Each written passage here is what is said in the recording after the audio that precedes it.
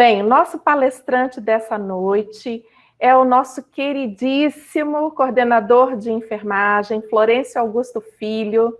Ele é enfermeiro pela Universidade Federal do Espírito Santo, ele é sanitarista pela USP, tem MBA pela FGV, especialista em saúde da família, pela UVV Fiocruz e educação profissional em enfermagem pela Fiocruz.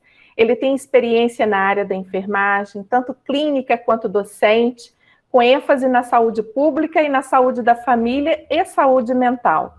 Ele é mestre em sociologia política, né? Isso aqui é um breve, tá? Um breve currículo. O Florencio, ele é muito mais do que ele coloca aí, tá bom? Então, essa noite ele vai nos trazer o tema, né, que é o contexto do sujeito de desempenho de Byung-Chul Han nos profissionais de saúde. Então, assim, vocês devem estar estranhando, né, quem é esse camarada para falar dentro do contexto dos profissionais de saúde. Então, vamos escutar atentamente ao professor Florencio, que ele vai trazer coisas muito importantes, muito, assim, atuais, que ele traz também como um construto da sua tese de mestrado. Então, professor Florencio, a palavra é sua.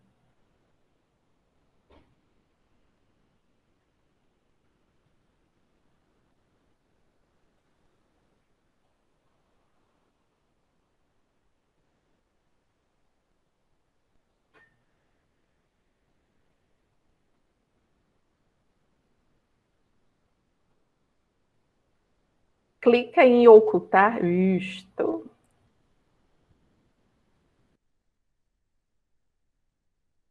Tá sem áudio, Florencio.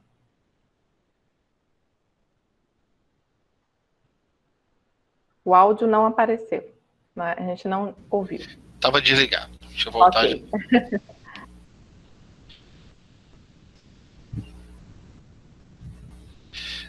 O contexto da temática, né, dá até um medo, né? Primeiro já começa com um nome complicado, aí até o professor Hélio hoje me perguntou quem é esse homem e tal, isso aqui realmente é um filósofo da nossa modernidade, nossa contemporaneidade, e assim, como nós tivemos tantas aulas aí falando tanto de práticas integrativas e yoga, parece até que encaixa, né, nessa temática, mas na verdade essa palestra de hoje, acho que ela seria mais indicada no primeiro dia. Porque o que eu vou trabalhar hoje sobre a questão do sujeito de desempenho é uma das explicações que estão levando as áreas da saúde, principalmente as áreas não médicas, a buscar certas ações, atividades, né, dentro das práticas integrativas para tentar aí corrigir alguns problemas de saúde, né, do nosso meio, né, do nosso modelo atual, né? E assim, se discute muito o modelo alopático, né? Vocês podem ver que tudo tem uma explicação, um tratamento com medicamento. E nosso webinário, ele demonstrou que não, demonstrou também que existem outras formas de pensarmos ou de agirmos que possam ser de formas também não só medicamentosas para essas ações. Então, o que eu vou fazer hoje é construir um sujeito, ok? Nós vamos tentar fazer um contexto histórico, vou explicar o porquê desse contexto histórico. Eu vou tentar ser devagar, porque sociologia, filosofia, eu estou estudando há uns 2 aninhos, é super complexo para mim, é complexo para todo mundo. Na verdade, eu vou tentar fazer uma aula mais conceitual para que todos possam entender melhor e que possam também com isso desenvolver pensamentos e racionalidades que possam também nos ajudar a sair, vamos botar assim, dessa situação que nós estamos indo aí, que é uma sociedade que eu diria que é uma pseudo-liberdade que estamos vivendo hoje, ok? Então, assim, seguindo então a base, nós vamos seguir os autores, vamos seguir Nietzsche, né? Nietzsche é uma base tanto para a construção dos pensamentos de Michel Foucault, tanto o George Simmel usa bastante o Nietzsche também, e Byung-Chul Han. Então, vou falar um pouquinho em cada um deles, né? Então, Nietzsche, ele vem no século XVIII, um filósofo e um grande estudioso, né, principalmente dessa mudança do homem como centro, né, do universo, ele faz a crítica muito forte ao modelo teológico, e ele faz algumas mudanças, inclusive, de um contexto histórico. Está aí o pulo dele, né? O que ele coloca é que toda a nossa racionalidade, toda a nossa subjetividade, a forma que nós pensamos, ela vem justamente de nossas histórias. E essas histórias não são somente... Claro, cada indivíduo vai viver dentro do seu contexto, do seu tempo, no presente daquele tempo. Mas aquela racionalidade desenvolvida naquele contexto do tempo interfere na do outro, na do outro e na do outro. Então, essa história, né, dessas racionalidades, essas subjetividades, também interfere no presente nosso hoje. Né? Michel Foucault, ele vem então trazendo essa mesma ideia de uma genealogia dentro de uma história. Então, tanto que tem um livro de Foucault que fala do arqueologia, né, arqueologia do saber. Então ele faz um estudo arqueológico dessa historiografia para mostrar para a gente nossos comportamentos, nossos modos de subjetivação, e ele acrescenta aí agora um dos pensamentos importantes dele, que são as relações de poder, onde as subjetivações também são influenciadas pelas relações de poder. O Byung-Chul Han, ele vem na necessidade hoje do mundo contemporâneo de continuar respondendo em cima da linhagem de Michel Foucault. Lembrando, gente, existem várias linhagens, várias cadeiras aí filosóficas que seguem caminhos distintos, tá? Nós estamos seguindo a linha Foucault, tá bom? A linha de Byung-Chul Han, apesar que Byung-Chul Han também existem críticas de alguns pontos de como ele enxerga Foucault. Vamos entrar nesse mérito. O que eu estou tentando fazer é trazer Byung-Chul Han, que é um filósofo atual, para estar falando da década de 80 para cá. Lembrando que Michel Foucault morreu em 84. Então, na verdade, quem vai preencher essas lacunas, seguindo essa analítica Foucaultiana, eu vou estar usando aqui o Byung-Chul Han. O George Simmel, ele não está perdido aí, eu deixei ele por último aí, na verdade, nós vamos começar com ele. E eu vou falar um pouquinho dele quando eu for falar dos textos dele, né? Aí eu queria agora fazer uns conceitos iniciais, né?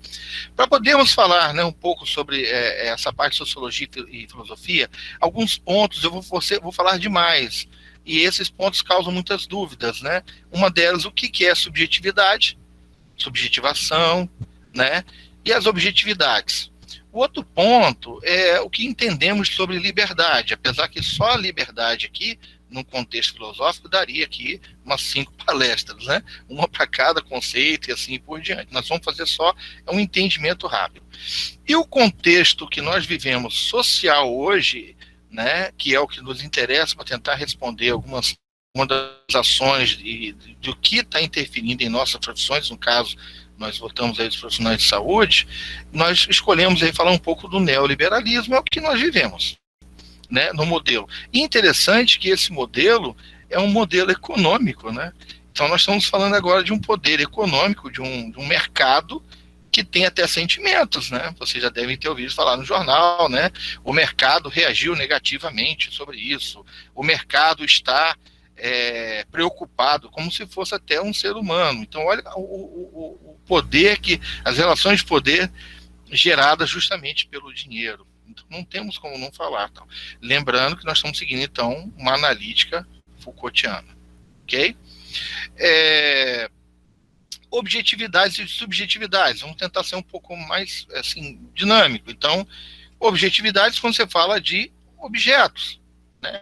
Subjetividades quando falamos do sujeito. Então, assim, de uma forma bem simples para a gente entender, por exemplo, uma caneta de escrever, o objetivo dela é nos facilitar a fazer a escrita. O objetivo dela, uma caneta vermelha, é escrever de cor vermelha. Essa objetividade, ela está ali e vai fazer isso na sua realidade. Isso é porque está ligado ao objeto. Agora, quando você vai falar do sujeito, da subjetividade desse indivíduo, de como ele teve essa experiência com essa caneta, de qual foi importante, em que momento da vida dele ele teve que usar essa caneta, em que situação social ele vivia para o uso dessa caneta, ele vai desenvolver agora a sua experiência de vida, uma interiorização dele.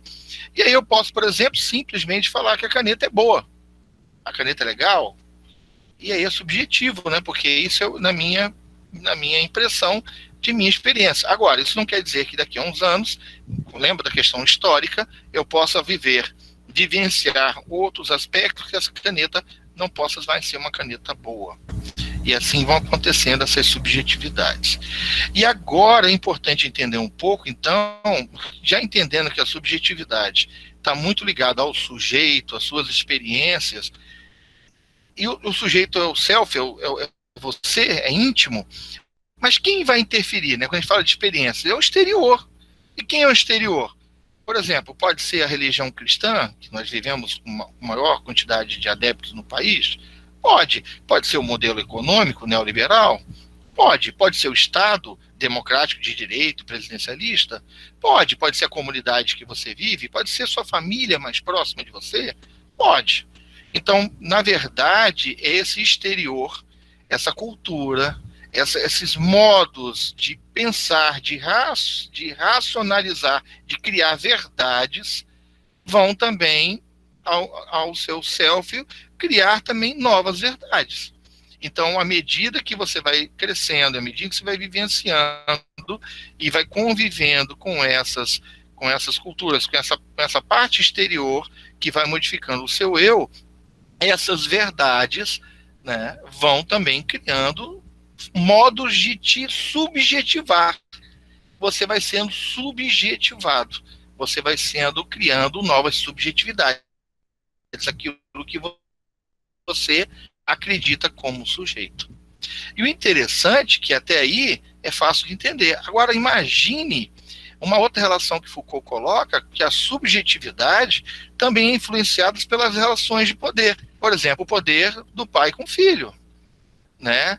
Do poder do professor com o aluno, do poder do policial com o cidadão, né? São poderes até mais disciplinares, são poderes que vêm de uma racionalidade. E aí, quando você é contra, que você resiste a esse poder, que cria uma resistência, por isso que é a relação de poder. Lembrando, gente, poder ele não é criado, não, ele é produzido numa relação, né? Agora, um poder produzido numa relação, isso demonstra, pelo menos, que a relação de poder está tendo também uma resistência. Isso, num certo ponto, é bom. Porque quando existir uma relação de poder que não há uma resistência, não há relação de poder. Há o totalitarismo. O sujeito manda, você obedece. Ou você é patrão, ou você é escravo, soberano ou escravo. Então, quando nós falamos, por exemplo, de uma sociedade igual a nossa, uma sociedade aí de direitos, né, e garantias de direitos, de ir e vir, então nós não temos esse totalitarismo obrigando você a fazer, mas temos relações de poder, interesses aí de meios econômicos que podem mudar a lei para poder dificultar mais o seu ir e vir, ter posse de algum objeto ou algum tipo de profissão, né, fechar um nicho mercadológico, né, uma relação de gênero, que nós sabemos tanto conflito que ainda tem hoje, falamos tanto isso sobre essa semana, né, a relação, a questão cultural, a questão até mesmo étnico-racial. Então, essas relações de poder, elas estão aí.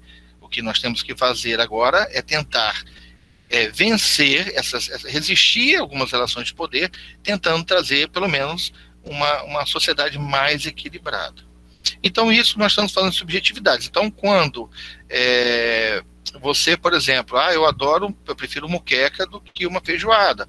Possivelmente pode ser uma cultura capixaba que tem uma influência maior em seu hábito alimentar. E aí é importante isso. Eu estou dando um exemplo simples, mas a subjetividade pode ir até mesmo, e você conta, por exemplo, uma decisão judicial contra um grupo de minoria ou de maioria, né, contra a questão de alguns tipos de segregação, por exemplo, né, e aí que é perigoso, né? Agora, o que nós também temos que entender é que quem produz essas racionalidades, né? Quem tem um poder maior para fazer essas racionalidades é o Estado? Muitas vezes sim. É o poder econômico? Sim. Então essas crenças culturais, né, de massa tendem a também promover maiores racionalidades, e as racionalidades vão virando verdades, e você vai aos poucos aceitando. O que nós vamos ter de diferente, Foucault mostra, é que década de 70, 60, no início do século, essas relações de poder eram poderes meio disciplinares, eram proibitivas, é o que nós vamos falar daqui a pouco. Isso para a gente entender o que é o profissional de saúde hoje, hein? Olha como é que o contexto histórico de Foucault é importante para entender o seu próprio pensamento, ok? Falando de liberdade, o que é liberdade? É complicado falar de liberdade, né? Liberdade, de repente, num período lá do Egito com seus escravos, de repente o fato de você sair daquele Egito, ser escravo e morar em um ou outro local. Hoje, de repente, a liberdade pode ser do direito, por exemplo, de ir e vir, ou o direito de se expressar, por exemplo, ou de aceitar uma religião. A questão da liberdade, ela também está relacionada justamente às relações de poder. E o maior problema dessa questão de liberdade é que até Foucault, ele demonstra que essas relações de poder, elas são quase praticamente ligadas a uma questão da negatividade mesmo, né? De você não poder ir. Então, você chegava na adolescência lá, eu quero sair à noite. Não, você não pode sair à noite. Eu sou seu pai, você não pode sair à noite. O não era o prato principal para todo sujeito. Se o sujeito quisesse viajar num regime militar, autorização do governo. Se você pensasse em casar, então o pastor da sua igreja falava também, não era o prato principal nesse modelo mais disciplinar, né? Nosso pensamento, inclusive, geralmente era de inibição desse indivíduo. O indivíduo era inibido. Agora imagina, né? A professora Giovana contando a história, né, da mulher. Quanto não essa mulher recebeu nesse processo, né? Agora, o Foucault ele começa também a perceber uma modificação a partir do momento que na Segunda Guerra acontece, antes da Segunda Guerra já estavam vindo as teorias sobre a mudança do próprio liberalismo, lembrando que o modelo atual hoje do neoliberal brasileiro, no caso nós somos um modelo mais parecido com o modelo estadunidense, lembrar que ele vem lá do mercantilismo ainda dos reinos absolutistas, né? Então o reino absolutista ele percebe que há uma necessidade de fazer um comércio e esse comércio ele é um pouco prejudicado devido a cada reino ter suas regras e cada trabalhador, é tudo voltado a território, a posse, né? E aí como é que você mede essa questão de troca de mercadorias com valor econômico? E aí surge isso no século XVII, né, os chamados fisiocratas ali, que vão começar a discutir justamente o seguinte: quanto vale um produto da terra, né? Quanto vale o milho, aí, como que ele foi produzido, como é que ele vai ser vendido, trocado com outra nação. E aí começa-se essa necessidade dessa liberdade econômica. Lembrar que no começo, os maiores autores sobre liberalismo ainda eram escravagistas, né? Olha como é que é um contrassenso, né? O pensamento da liberdade econômica não está a liberdade ao ser humano, né? E hoje também essa discussão de derrubar estátuas, né? Será que derrubar estátuas ou derrubar racionalidades? Estátua é fácil. Eu acho que a estátua tinha que ir até lá, para que a gente não tenha novamente aquelas racionalidades. Então, essas mudanças econômicas chegaram ao liberalismo. E aí é que nós vamos começar agora a falar um pouco sobre isso. No neoliberalismo, Foucault começa a trabalhar o seguinte: ele percebe, dentro desse levantamento histórico, que, principalmente no mundo ocidental, que os trabalhadores, né, que já seguiam essa formatação do negativo, do trabalho assalariado como commodity, da situação do emprego ser um emprego atrelado a uma empresa ali que ela que vai estimular aquele sujeito a se capacitar e tudo mais, Foucault percebe que o próprio governo, ele, além dele liberar um pouco, uma parte de que ele tinha controle da nação, e deixando o mercado sozinho se autorregular, ele percebe também que o governo agora se preocupa com a massa populacional, com a sua longevidade. Nós vamos estar falando sobre isso também. Então, essas políticas adotadas pelo governo para a população, principalmente para a docilização do corpo, né? A partir do momento que você é proibido de tudo, você vai aceitando esse regime, essa forma de pensar. e essa docilização ele vai chamando de modelos, que são as biopolíticas, né? As biopolíticas são muito fortes hoje, que é um exemplo, vamos vacinar sim, vai sair a vacina, vão ser os profissionais de saúde. Pronto, eu vou priorizar aonde um capital caríssimo humano de saúde está em risco de uma população perder, que são os médicos, enfermeiros, fisioterapeuta e tudo mais, estão na linha de frente, vou dar prioridade para eles. Pronto, ninguém aqui vai pensar que está errado, todo mundo que fala, está certo, é isso mesmo, o trabalho que deu para me estudar, tal. Olha a racionalidade aí, acompanhando o próprio modelo neoliberal. Por que temos que ser primeiros? Né? Então, essas questões são chamadas, tá? A biopolítica foi usada também para controle de natalidade, ela é usada a todo momento, ok? Agora, nós vamos começar a ter um movimento, a partir da década de 80 para 90, que é um movimento, não só agora a questão da melhoria do corpo, ou a questão da melhoria do corpo para a produção em massa. Agora nós vamos começar também a ter uma melhoria cognitiva, a busca da melhoria, agora da performance da mente. E aí é onde vai entrar o Byung-Chul Han, que ele fala sobre psicopolítica. Na verdade, para ele falar de psicopolítica, ele utiliza o pensamento de Foucault nas biopolíticas.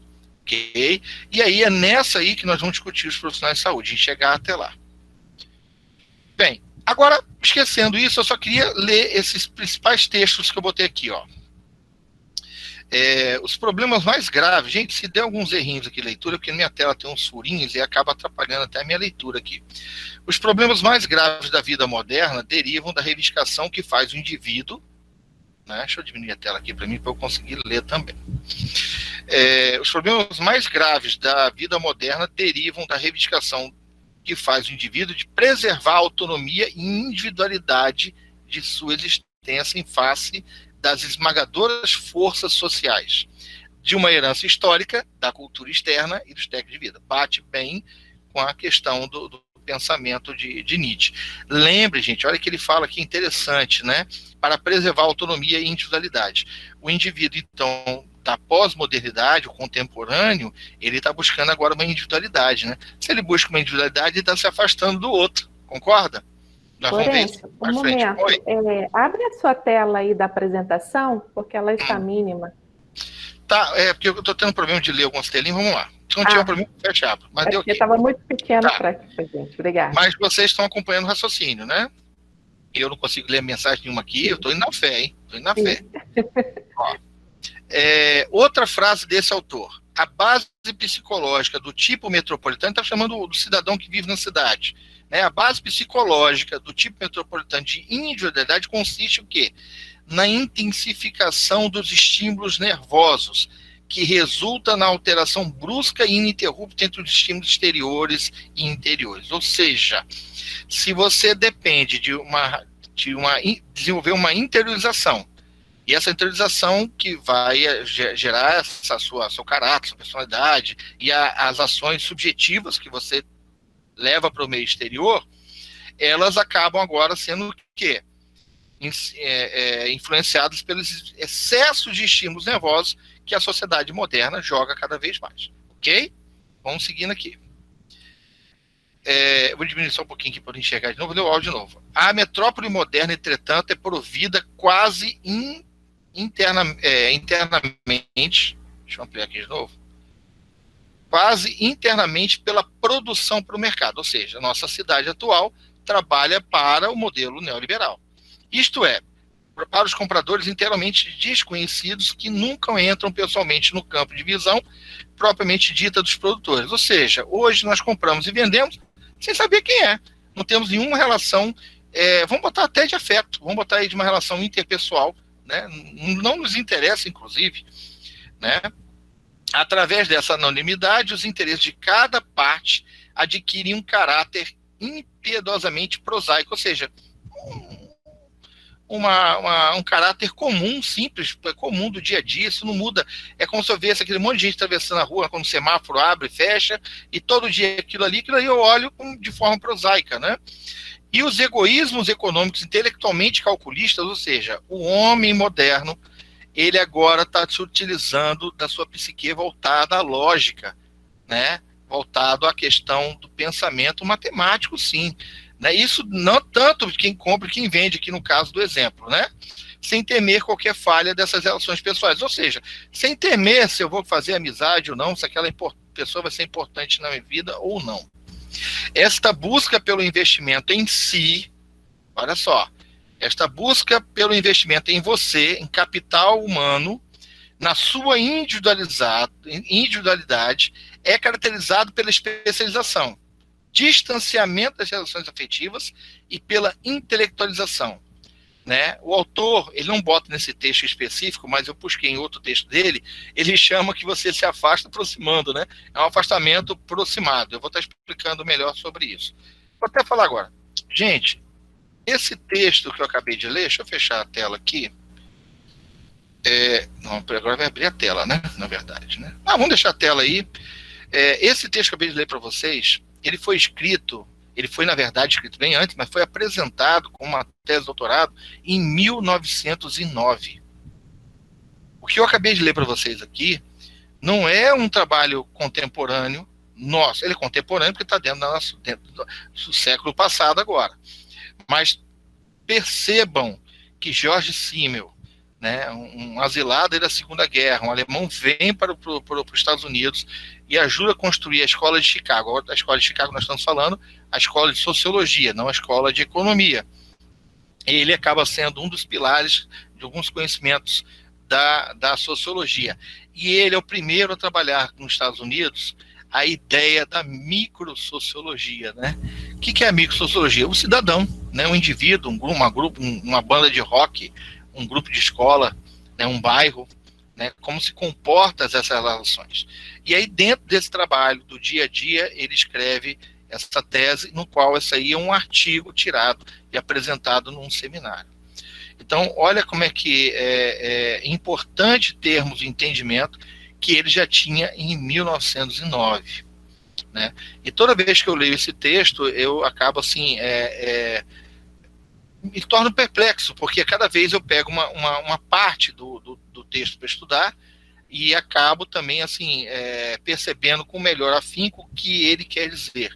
Só para vocês terem ideia, ele cunha o termo nesse período de atitude blasé. Não sei se alguém já ouviu falar nessa atitude, né?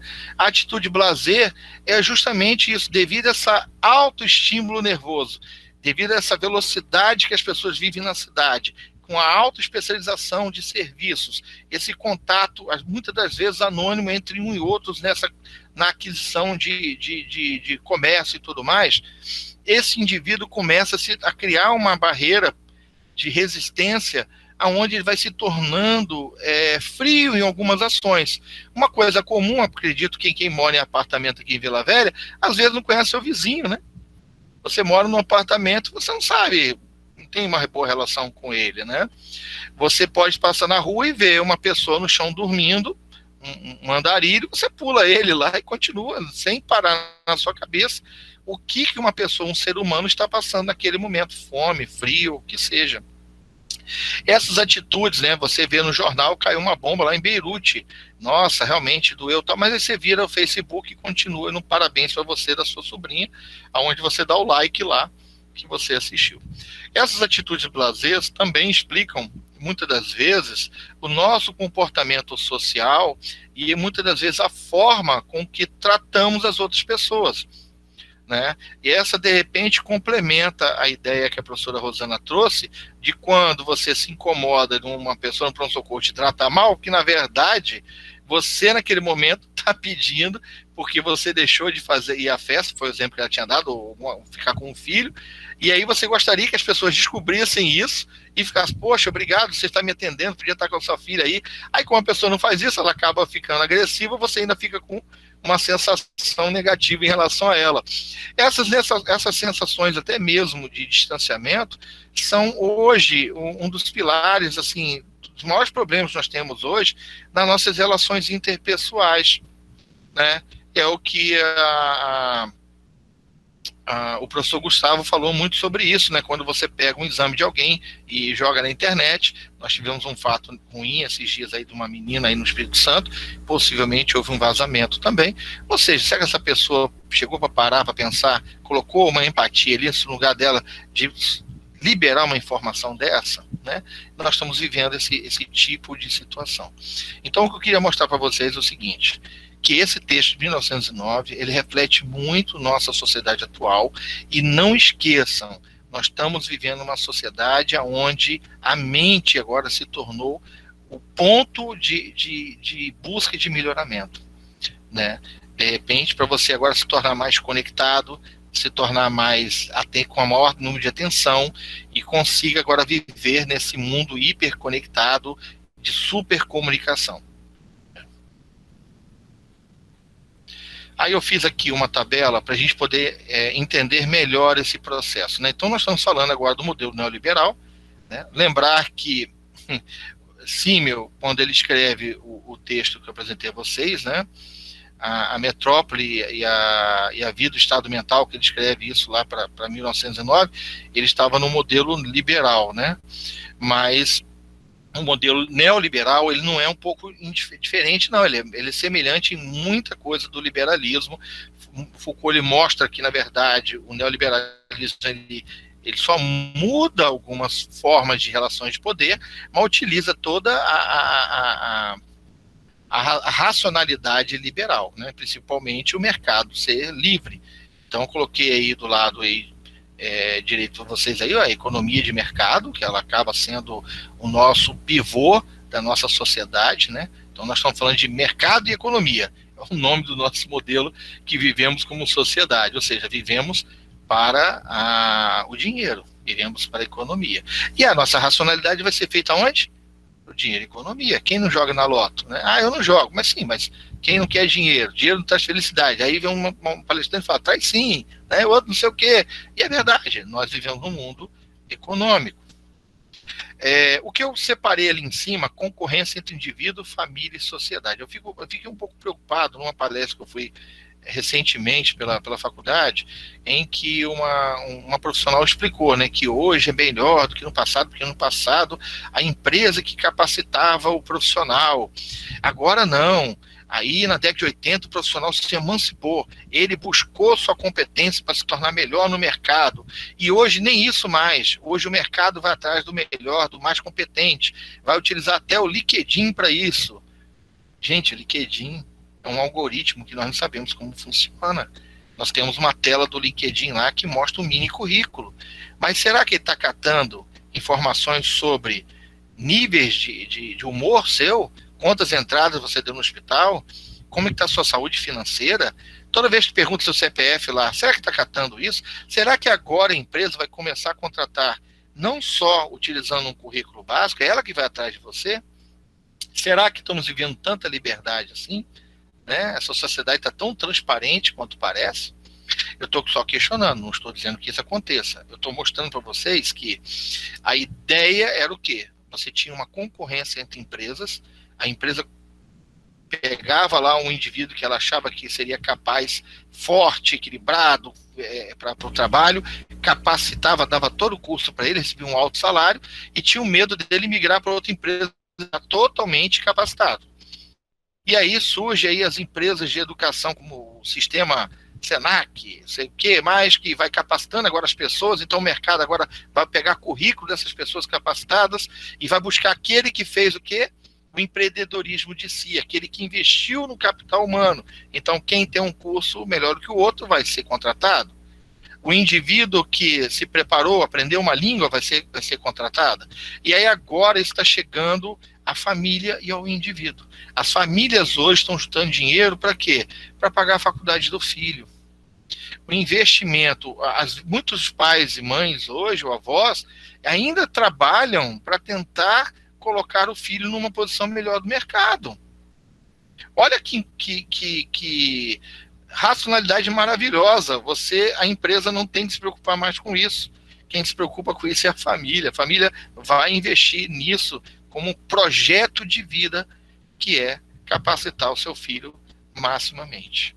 Agora, então, o indivíduo na década de 70, que recebia pela sua força de trabalho, então ele fazia lá, via quanto de aço vendia, via de quanto era o lucro da empresa, quanto foi de mão de obra e fazia a base do salário dos funcionários. Hoje, não. Hoje você recebe pelo seu nível de capital humano. Se você é mestre, você recebe X, se você é doutor, você recebe Y. Se você trabalha no McDonald's como gerente, recebe tanto, porque gerente fez um curso para isso, tem experiência. O sujeito está ingressando, não tem experiência, ganha um pouquinho menos, e assim por diante. Esse é o modelo concorrencial do neoliberalismo. Agora, Foucault chama esse sujeito ali do início da Segunda Guerra Mundial até os dias de hoje, ele chama esse homem do empreendedorismo de si, ele chama de homo econômico. Isso é só para vocês saberem que é uma terminologia que ele chama. Isso não vai mudar para a gente agora. Na verdade, eu prometi falar com vocês sobre o sujeito de desempenho, que está aqui embaixo, que é o que a gente vai falar mais de profissionais de saúde.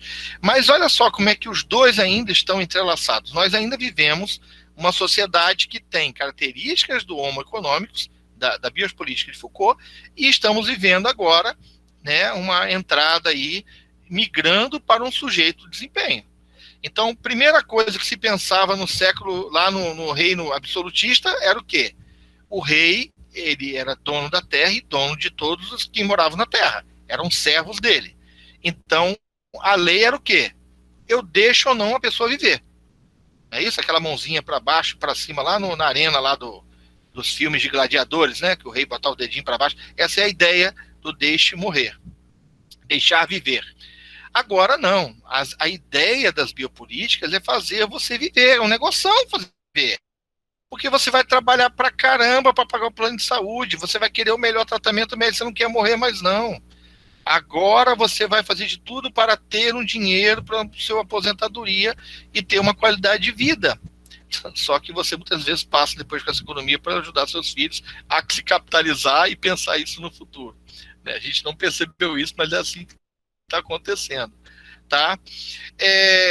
E essas influências vieram de poderes disciplinares, a coação física, quantas histórias de trabalhadores que foram pisados, humilhados por patrões com medo de ser demitido. Era muito comum as piadas de humor, né? Aqueles humor que é voltado a ofender um gênero, uma etnia. Era muito comum esse tipo de coerção, até mesmo para pagar um salário. Até hoje, né? Há gêneros que feminino e masculino que recebem salários diferentes ainda. Isso é uma coação. E muitos acreditam. Quer ver uma coisa que é muito interessante? É um secretário de saúde, por exemplo, definir um salário, por exemplo, para o médico e para o dentista, porque o nome dele é cirurgião, em detrimento dos outros, só por causa da racionalidade dele, achar que eles merecem mais. Não tem uma lógica. Né? Poderia ter uma lógica aí produtiva, uma lógica de...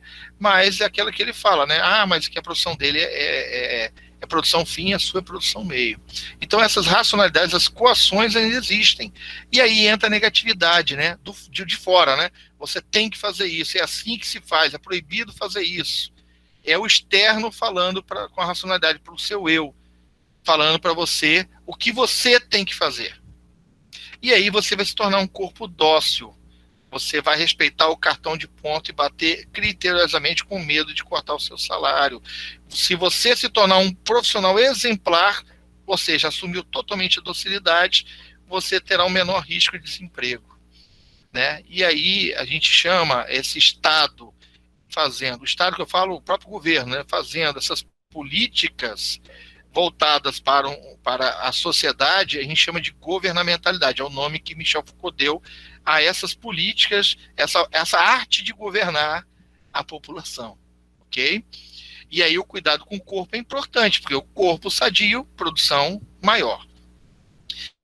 Na década de 70, o Foucault veio ao Brasil, teve um probleminha que ele estava, se não me engano, em São Paulo, na universidade, acho que era a USP, posso estar enganado aqui, peço desculpa, porque eu não tenho memória muito boa, e inclusive o governo militar fechou em volta da universidade, né, que está atrapalhando as pessoas de assistirem a palestra dele. Foi aqui no Brasil em que Foucault publicou um artigo falando sobre a medicalização da saúde. Lembrar que a palavra medicalização não é o ato de fazer medicamento.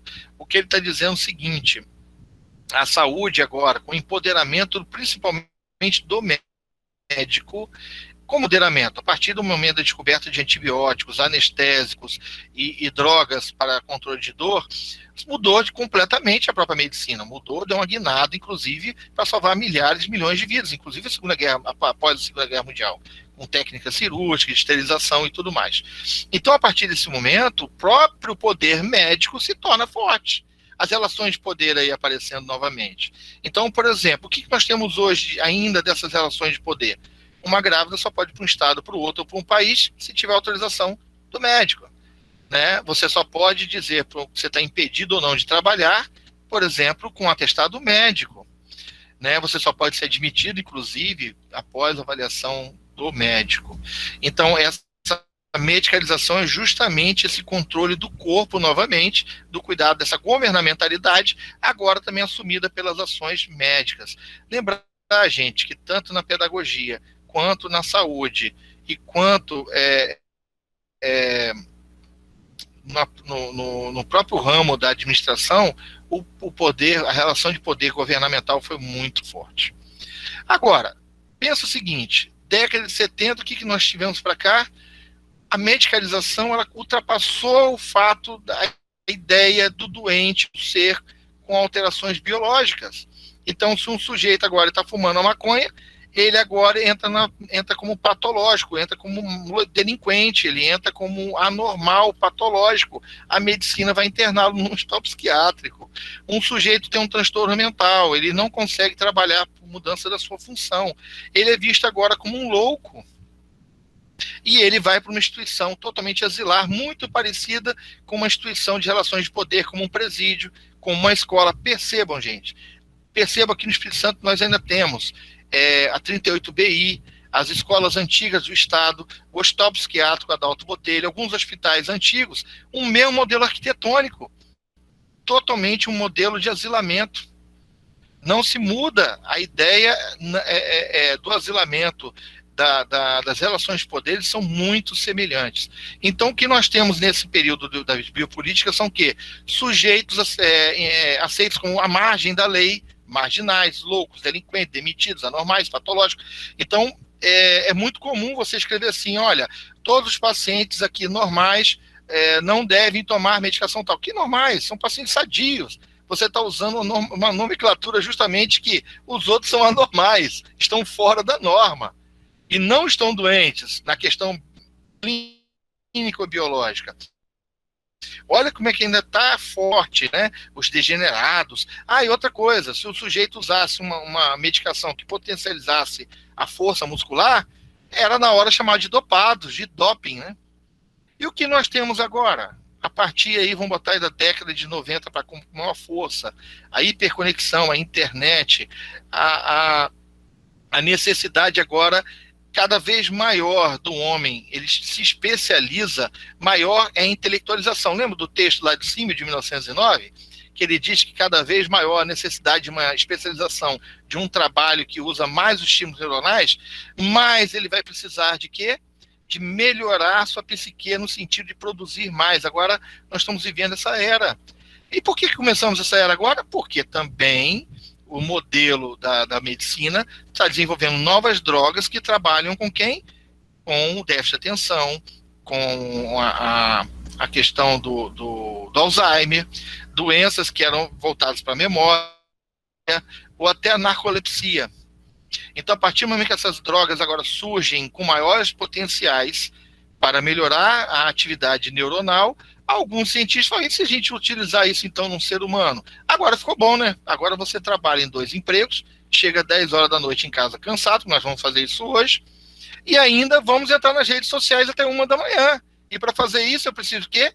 Estimulante. Porque amanhã eu tenho que entregar meu TCC na faculdade. Eu tenho essa semana ainda para fazer um trabalho.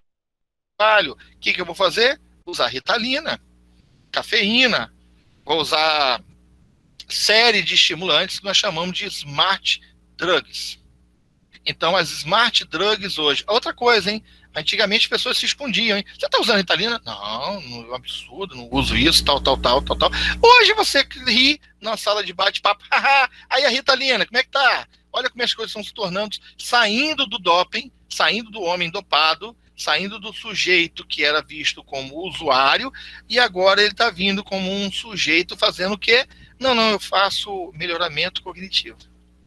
É isso que nós estamos vivendo hoje, né? A ideia do melhoramento cognitivo. Então, hoje, as relações de poder não são mais as que tinham no passado. Ainda temos, não estou dizendo que não existe. O governo utiliza muito isso ainda. Vai você passar na Blitz aí, sem ter pago o seu carnezinho lá, se você não vai ter, mesmo você mostrando que pagou, que vai cair 2 dias, se não vai ter uma coerção física lá, tomar seu carro, essas coisas ainda vão existir. Não se preocupem. Mas, outras já se adequaram. Por exemplo, estude no seu tempo livre. Que tempo livre, gente? Se você está descansando naquele momento, você está trabalhando, não está livre, você está descansando. Você está usando ele para recuperar forças. Você está usando ele para o lazer. Você está usando ele para a sua família. Você está usando ele para você fazer o seu bom viver. Nós vamos falar um pouco depois sobre Aristóteles, sobre isso. Não, você não tem mais direito a isso. O seu patrão, eu estou falando do seu patrão, mas estou falando para mim também, tá? Uma alta crítica aqui. O seu patrão te manda o WhatsApp 10 horas da noite. O seu professor manda o e-mail 11 horas da noite. Ele está cheio de cafeína. As pessoas estão agora nesse sentido. E agora é você que estuda sozinho. Você que é capaz de você fazer o EAD. Estude. Você é capaz. Você é capaz de fazer o bolo sozinho. Ligue o YouTube e veja como fazer o bolinho de chuva. Não precisa mais do indivíduo. Você agora quer saber como é que faz uma medicação? Ai, meu Deus, eu não assisti a aula do professor Gustavo para medicação. Vou pegar um vídeo no YouTube aqui e ver uma pessoa anônima que está explicando, não sei da onde, como aplicar a injeção. E superficialmente eu vou fazer aquela injeção.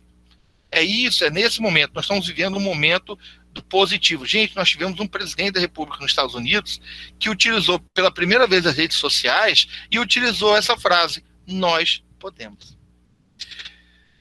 Agora, o que nós tínhamos, aquele patrão que mandava você embora, que bateu o cartão atrasado, você agora, seu patrão. Engraçado que você é seu patrão e seu empregado. Você vai brigar com quem? Que sindicato?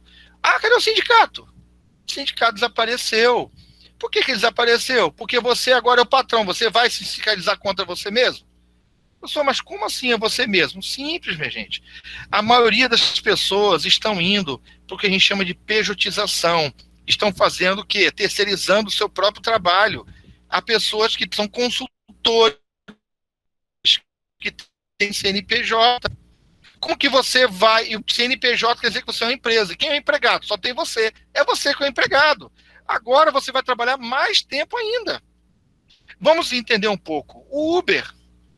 Não, você está desempregado, eu sei que você tem um curso de engenharia, eu sei que a engenharia está ruim, mas você com Uber, você faz o horário que você quiser, pode ser um tempo livre seu, pega o carrinho, vai ganhar dinheiro. Aí você começa a fazer o trabalho. A qual sindicato você vai entrar? Para reclamar da autoexploração.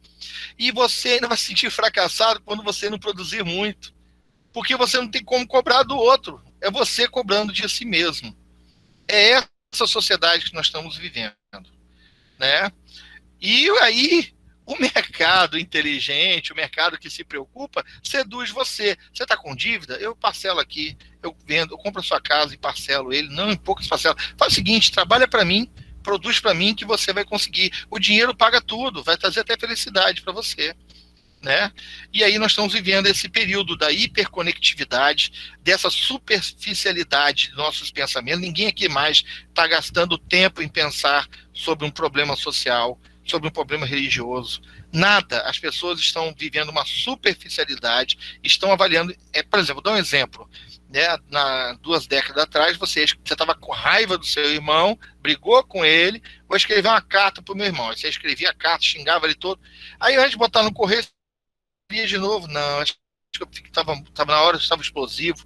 Eu vou continuar criticando ele, mas vou fazer de uma forma, né, que o meu irmão entenda o que eu estou sentindo. E hoje no WhatsApp, é um tal de nego, a gente apertar o botãozinho lá e apagar o texto. Essa mensagem foi apagada, essa mensagem foi apagada. E as outras que não foram apagadas.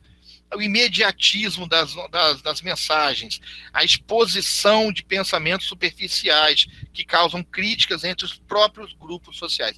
O que acontece? O próprio Símio explica isso. Quando você tem um grupo social menor, uma família, por exemplo, o seu laço afetivo, o seu conhecimento, a história que você tem com eles, ela se torna mais profunda. Isso acontece muito na cidade interior, por exemplo, segundo a teoria dele, onde as pessoas se conhecem por nome, sobrenome, casam um com o parente do outro. Mas quando você está numa cidade, esse grupo social, à medida que vai crescendo, vai também afastando e criando essa ideia de superficialidade, de pessoas anônimas. Hoje, por exemplo, há muitas pessoas aqui, como eu também, que devem ter centenas de amigos virtuais, que você só fica lá, aniversário do Beto. Parabéns, Beto, você faz aniversário, porque o Facebook te avisou. E aí você bota lá, aí um bota a mãozinha, o outro vai tchauzinho, o outro fala tal, tal, tal. Essa é a superficialidade. Cadê a intenção de ver que mais um ano de vida aquele indivíduo está junto com você? Não tem mais. E agora, quem é o sujeito agora que está à margem, como era nas biopolíticas? Fácil. É o sujeito que está fora da rede social, que está sendo cancelado. É o sujeito excludente, porque não pensa igual a você. Ele é seu amigo, trabalha com você. Ele votou num vereador que você não votou, você exclui ele. É só apertar um botão. Se você não está perto dele, eu quero ver se você faz para ele. As relações estão indo embora. Vai lá, aperta o botãozinho, até desapertar o botãozinho. Né? E o sujeito vai se sentir o quê? Se ele pode tudo, se nós podemos, se eu estou construindo, fazendo isso, 2 empregos, fazendo sei o que lá, quando eu não consigo fazer, eu sou o quê? Fracassado. Porque eu sou o mesmo empreendedor e o mesmo funcionário. Eu não tenho como me demitir. Eu vou me sentir um fracassado, esgotado. E aí as alterações do humor, principalmente pelos estímulos artificiais, pelas drogas, smart drugs, nós estamos tendo aí uma alta incidência de alterações de humor e de pensamento, tá? Tá muito grande. Então, meu filho, até a cronicidade do estresse surgiu. O sujeito da década de 90 estava trabalhando tanto que ele estava desenvolvendo estresse. Agora, esgotado emocionalmente, ele agora se queimou de vez, né? No burnout, né? Agora sim que você vai ver o que é o extremo do esgotamento físico e mental. E hoje também nós estamos cobrando das crianças aprender inglês com 5 aninhos, fazer judô, karatê, bota na rede social, e piano, e violino, e não sei o que, não sei o que. E agora essas crianças estão no extremo dessa hiperatenção e estimulação, agora a gente está conseguindo perceber crianças que no passado a gente não percebia muito, porque o estímulo provocado era menor, agora vemos crianças que conseguem acompanhar um ritmo maior e outros ficando para trás. Aí agora um prato cheio para o modelo de Foucault. Agora essas crianças são mini fracassadas, elas têm TDAH, vamos fazer o que nelas?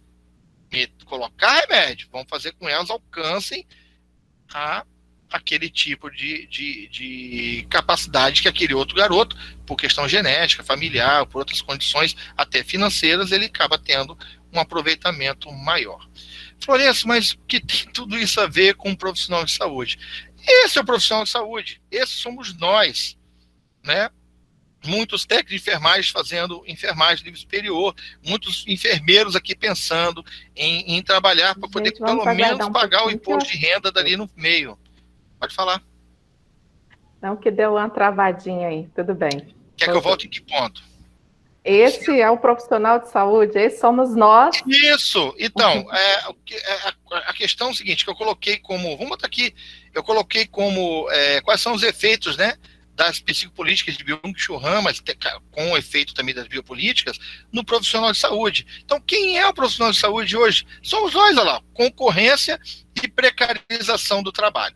Precarização do trabalho, também conhecida aí por alguns autores como pejotização, como contrato temporário de 2 anos, que não pode ser, em 2 anos, ele vai chegando a 6 meses, aquele sujeito trabalhando, a cabeça dele está explodindo, ele olha para casa, tem 2 filhos pequenos, e ele sabe que quando der 6 meses aquele contrato, ele não pode renovar, ele está desempregado. Olha que legal, você tem um profissional de saúde, está cuidando de uma pessoa com risco de vida, sabendo que tem um relógio contra ele, dizendo, você vai perder seu emprego, você vai perder seu emprego, você vai perder seu emprego. E a pejotização? Olha, eu contato você aqui como terceirizado, eu não contato você com carteira assinada. Você vem aqui, você vai ganhar R$500 a mais. Beleza, então vou fazer carteira assinada. Aí depois descobre que você tem que pagar todos os encargos trabalhistas da empresa que é sua. E aí você vai perceber que está ganhando menos do mesmo jeito. Outros autores chamam de uberização, né? Justamente a ideia do Uber, que é essa outra precarização. Eu não vou entrar em detalhes aqui, mas uma das críticas desses modelos estão também no fato da financiarização. Enquanto nós, trabalhadores, passamos o perrengue para ganhar um salário pequeno aí, e por produção, muitas das vezes, tem gente especulando dinheiro no mercado aí financeiro, ficando milionário, e falando assim, oi, eu sou Betina, enquanto você trabalha, meu pai que era rico me deu dinheiro, eu fiquei mais rico ainda, né? Esse é um outro problema. Que mercado justo é esse, em que pessoas especulam o trabalho das outras para ganhar dinheiro, né? E aí vem a ideia da autoexploração. A autoexploração está muito ligado com esse último item que eu botei aí, a individualização e pseudo-liberdade, né? Eu chamo de pseudo-liberdade porque o próprio Simmel chama essa liberdade também pseudo-liberdade. Porque olha só, se a ideia é você ser livre, se a ideia é você ter o lazer com a sua família, para que tanto consumismo? Para que tanto trabalho para gerar renda e onde você vai, cada dia você fala, amanhã eu faço isso, amanhã eu faço isso. Não, eu vou trabalhar mais agora para ter uma vida sossegada amanhã. E quando será esse amanhã? Porque esse amanhã foi hoje, porque você falou isso ontem. Esse amanhã foi ontem, porque você falou isso anteontem. Então, essa autoexploração, ela está sutil, porque você não tem ninguém mais chicoteando suas costas, dizendo que você é um péssimo trabalhador. Você tem você falando isso para você. Você se autopune. E aí que está um dos maiores problemas dos profissionais de saúde hoje, né? Muitos decepcionados com o próprio salário, né? E aí também o uso de smart drugs, né? O uso de tanto drogas para poder aumentar, potencializar. Antigamente as drogas eram mais para aumentar o físico, né? Você usava na academia para aumentar a massa muscular.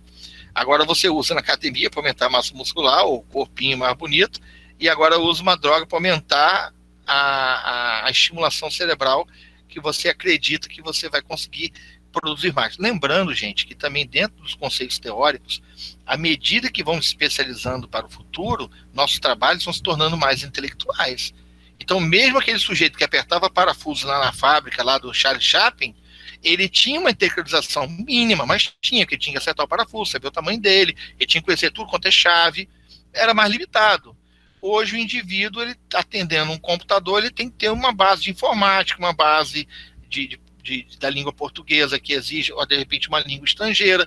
Então a intelectualização também hoje está nos forçando a exigir mais da mente. Então mesmo um trabalho mais simples hoje, ela exige muito mais do nosso poder cognitivo. E isso também está estimulando as pessoas a usarem smart drugs, ficarem mais acordadas e assim por diante. Agora, o que está acontecendo, né?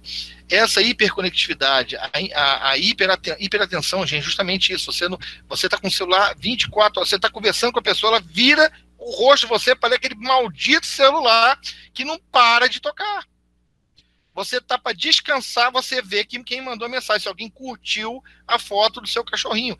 Essa hiperatenção também está consumindo muito a nossa psique. Ela não está deixando você, inclusive, descansar. E o que está levando isso? Uma forma superficial de viver. Você só consegue ver, por exemplo, entre ler um livro complexo, que tem uma base filosófica, que poderia trazer para você um pensamento, um engrandecimento moral, até mesmo espiritual, religioso, que a sua crença, você vai procurar no YouTube, você já tem um filme daquilo. Se você pede hoje um aluno fazer uma resenha de um artigo para ver se ele consegue acompanhar aquele texto, para ver se desenvolve um senso crítico, buscando, pelo menos, você tem uma síntese, você sabe fazer síntese. Se ele pega um conteúdo, faz uma síntese. Ele vai lá e vai no YouTube e procura a resenha já pronta na internet, procura. Acho engraçado que eu trabalho com um livro, né, do Canto dos Malditos, né, que conta a história de um usuário, né, de transtorno mental no passado, e que esse livro virou aquele filme que o Rodrigo Santoro faz, que era o Bicho de Sete Cabeças, né?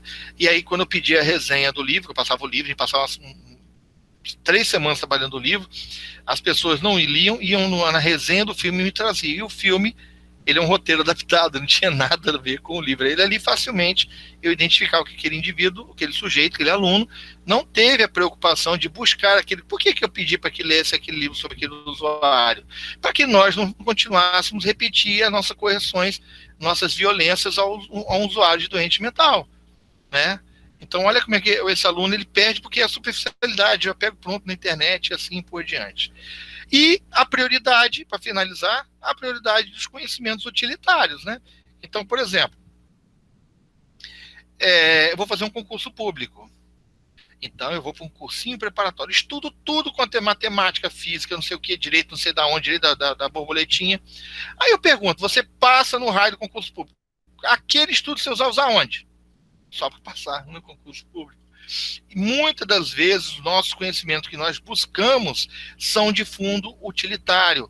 Não tem uma função de agregar uma qualidade de atendimento, de agregar uma qualidade de vida. E essa prioridade de conhecimentos utilitários é que está levando as pessoas agora só a assistir filme, por exemplo, em vez de ler um livro, né? Isso é muito preocupante. E essa individualização cada vez mais, junto com essa forma superficial de pensar, de agir, de análise crítica, está levando os profissionais, por exemplo, a fazerem erros assim éticos monstruosos. Lembrando, gente, que liberdade, no conceito, por exemplo, de Aristóteles, está ligado à ética, ao ethos, né? Porque liberdade pensa justamente em você com a sociedade.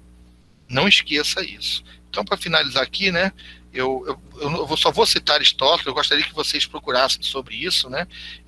Nós estamos falando já de um filósofo aí, né, da Grécia Antiga, né, em que ele fala sobre o mero viver e o bom viver, né?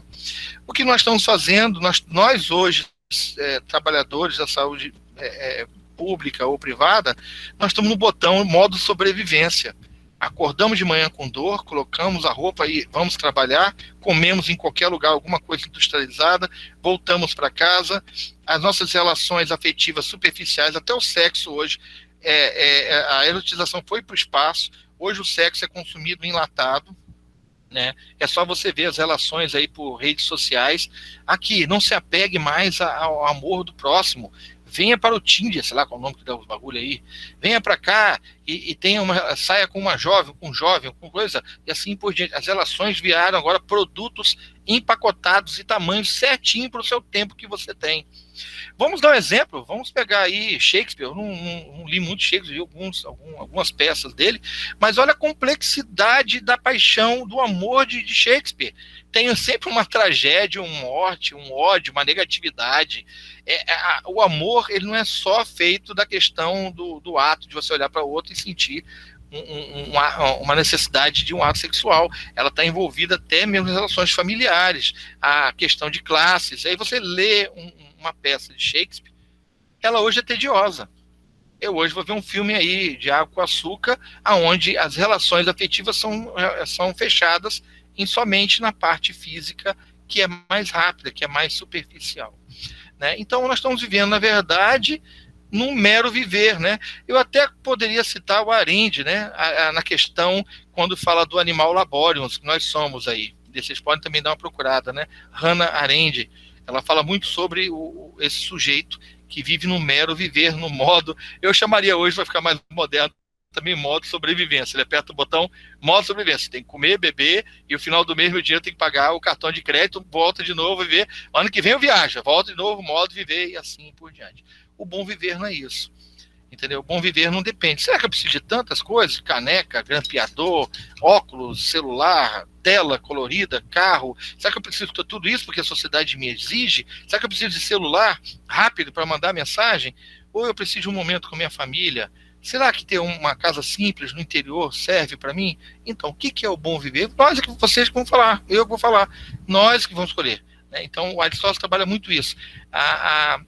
O equilíbrio entre essas necessidades, entre a temperança, entre a verdade, entre o ethos, né? Esse equilíbrio seria o bom viver. Então, se você, profissional de saúde, como eu, está vivendo nessa velocidade, nesse thriller de filme de ação hoje, Velozes e Furiosos, tome cuidado, que é nesse momento que a gente acaba errando, uma falha técnica, uma falha ética, como aconteceu dessa jovem aí, não vamos entrar em mérito, não vim para isso, e nós estamos cada vez mais se tornando, e não percebemos que nessa sociedade da transparência, onde a liberdade é tudo, você pode tudo, na verdade nós voltamos a ter uma pseudo-liberdade, né? Tá bom? Eu acho que eu queria fazer essa fala, acho que eu falei até demais aqui, deixa eu fechar isso. Agradeço. Pode Aqui. falar? Não, isso, parar aqui. Não, puxa a tela. Ok. Veio? Tô certinho? Certinho. Então, agradecemos ao professor Florencio, né, pela fala dessa noite, que nos traz muitas reflexões, né, sobre o nosso agir em família, nosso agir em trabalho, nosso agir em todos os nossos, né, espaços, né? E aí eu vou ler alguns comentários, professor Florencio, sobre, né, que foram postados aqui, quando vocês estavam falando sobre algumas drogas, né, na utilização de drogas, o professor Hélio falou sobre um novo manual de diagnóstico e estatística dos transtornos mentais, que já colocou o transtorno opositor desafiador para crianças, né? E isso realmente acontece, até estava aqui falando com meu esposo, das crianças, né? Em educação infantil você já vê isso daí também. Sim. O Rafael falou aqui, o professor Rafael falou sobre...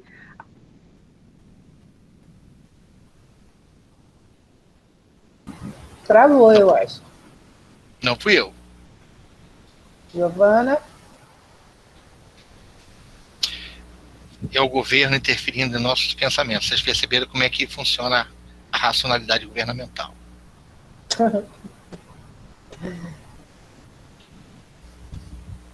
Bem, Giovana tentando voltar para fazer a mediação, Laura botou uma coisa aqui muito importante. No início da pandemia, a terceirização dos profissionais fez, né, a demissão. Isso mesmo, Laura. A precarização do modelo, ele é concorrencial, ele não pensa em ninguém, não. Se puder abaixar mais ainda o preço e colocar pessoas que fazem funções semelhantes com menor salário, é isso que vai fazer com que a economia... Porque senão não vão ter especuladores para receber, né, nas suas ações lá, lucros, né? Esse é o modelo neoliberal, sim, que ele é excludente, ele é um modelo muito agressivo para a nossa sociedade. Né? A professora Giovana deve estar voltando aí para cá. Agora, temos também que enxergar que também existe uma ótica dos trabalhadores frente aos seus modelos de trabalho.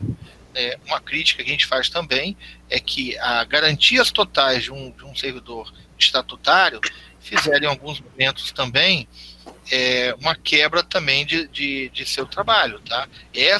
Pelo menos essa é a racionalidade que o próprio modelo liberal nos coloca, né? Que na verdade era só colocar mecanismos de controle desses profissionais e cobrar deles o trabalho. Pode ir, professora Giovana. Sem áudio. Ok, eu falei assim que eu fui desplugada.